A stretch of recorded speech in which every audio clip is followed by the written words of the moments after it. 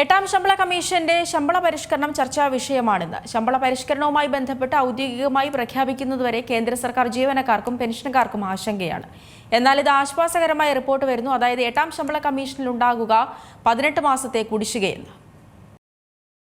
2025 December 31-നാണ് ഏഴാം ശമ്പള കമ്മീഷന്റെ കാലാവധി അവസാനിച്ചത്. അതിനെ തുടർന്ന് 2026 ജനുവരി 1 മുതൽ എട്ടാം ശമ്പള കമ്മീഷന്റെ പുതുക്കിയ പ്രഖ്യാപനം വരും എന്നാണ് പ്രതീക്ഷയുണ്ടായിരുന്നത്. എന്നാൽ ജനുവരി അവസാനമായിട്ടും ശമ്പള കമ്മീഷന്റെ പരിഷ്കരണവുമായി ബന്ധപ്പെട്ട് ഔദ്യോഗിക പ്രഖ്യാപനം വരാത്തതിൽ കേന്ദ്ര സർക്കാർ ജീവനക്കാർക്കും പെൻഷൻകാർക്കും ആശങ്കകൾ ഏറെയാണ്. എന്നാൽ ഇപ്പോഴിതാ ആശ്വാസകരമായ ഒരു വാർത്ത തന്നെയാണ് പുറത്തുവരുന്നത്. സർക്കാർ ജീവനക്കാർക്കും പെൻഷൻകാർക്കും അവരുടെ കുടിശ്ശിക ലഭിക്കും. അതെ, എട്ടാം ശമ്പള കമ്മീഷനിൽ 2027 മധ്യത്തോടെ ശമ്പള വർധനവ് അടക്കമുള്ള കാര്യങ്ങൾ നടപ്പിലാക്കുമെന്നാണ് പ്രതീക്ഷിക്കപ്പെടുന്നത്.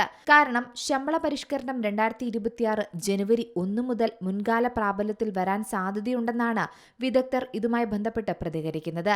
ഇതിന്റെ ഫലമായി തന്നെ ഏകദേശം 12 മുതൽ 24 മാസത്തെ കുടിശ്ശിക ലഭിക്കുമെന്നാണ് പറയുന്നത്. അതായത് ഒരു ലെവൽ ജീവനക്കാരന്റെ ഏറ്റവും കുറഞ്ഞ അടിസ്ഥാന ശമ്പളം എന്ന് പറയുന്നത് 18,000 രൂപയിൽ നിന്ന് 32,940 രൂപയായി വർദ്ധിക്കുമെന്നാണ് കണക്കുകൂട്ടൽ. അതേസമയം ഉയർന്ന നിലയിലുള്ള, അതായത് 2.46 ജീവനക്കാരനാണെങ്കിൽ ജീവനക്കാരന്റെ ഏറ്റവും കുറഞ്ഞ അടിസ്ഥാന ശമ്പളം എന്ന് പറയുന്നത് 44,280 രൂപയിലെത്താനും സാധ്യതയുണ്ട്. കുടിശ്ശിക നിശ്ചയിക്കുന്നതിൽ ഏറ്റവും പ്രധാനപ്പെട്ട ഘടകം എന്ന് പറയുന്നത് ഫിറ്റ്മെന്റ് ഘടകമാണ്. എട്ടാം ശമ്പള കമ്മീഷനിൽ കേന്ദ്ര സർക്കാർ ജീവനക്കാർക്ക് വീട് വാടക അലവൻസ്, ഗതാഗത അലവൻസ് തുടങ്ങിയ അലവൻസുകളുടെ കുടിശ്ശിക ലഭിക്കുമോ എന്നതിലാണ് ഇപ്പോഴുള്ള മറ്റൊരു സംശയം. News desk C Malayalam news.